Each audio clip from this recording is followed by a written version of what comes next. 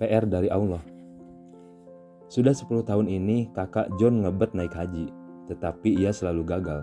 Padahal ia sudah menempuh berbagai jalan halal.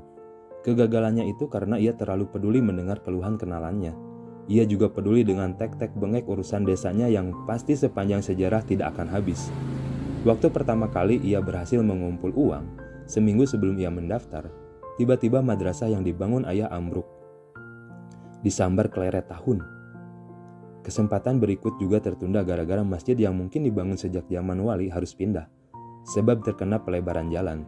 Lalu ketika uang calon ONH ngumpul lagi, tiba-tiba kupingnya menangkap info kalau cukup banyak jejaka desanya ingin nikah tapi tidak punya biaya. Terpaksa ia keluarkan biaya untuk upacara nikah massal di balai desa. Setelah itu lama ia tidak kirim kabar tentang niatnya naik haji. Nah, ketika tahun lalu ia bilang mau naik haji. John pun berdoa semoga ia diberi kesempatan memenuhi panggilan Nabi Ibrahim itu.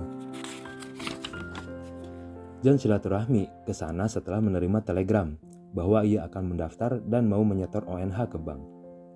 Waktu ketemu dengan tersenyum, ia bercerita kalau naik hajinya ditunda lagi.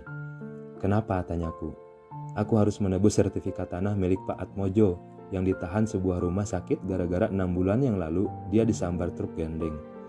Ongkos operasi plus perawatannya mencapai jutaan rupiah. Untung ia berhasil keluar dari rumah sakit itu. Ia berkat sokongan warga desa yang dapat mengumpulkan dana sebanyak separuh dari seluruh ongkos, yang separohnya akan dicicil dengan tanggungan surat tanah. Nah, 2 hari yang lalu, tanah Pak Atmojo akan disita karena selama ini ia tidak mampu mencicil dan tidak memberi kabar. Jadi ONH-mu kau oper jadi ORS, ongkos rumah sakit? Ia mengangguk. Saya bersyukur karena Allah yang bijak selalu mempertemukan aku dengan kewajiban kifayah seperti ini.